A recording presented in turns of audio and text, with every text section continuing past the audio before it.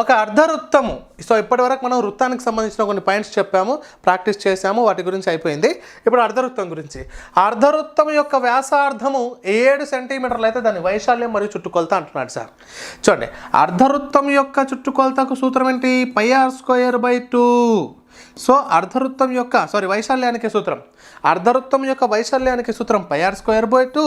మరి అర్ధవృత్తం యొక్క r ఇచ్చాడు, r = 7 ఇచ్చాడంటే దీన్ని 36/7 × rగా రాసుకుంటే చాలు. మళ్ళీ πr + 2r అని రాస్తే బదులుగా సింపుల్గా అయిపోద్ది. ఇప్పుడు ఏం చేస్తున్నాను సార్, ఇక్కడ 22/7 × 7 × 7 whole/2. చూడండి, 2 1 జా 2 11 జా క్యాన్సల్, 7 1 జా 7 cancel. 11 × 7 77 cm². The area of semi circle is equal to 77 cm².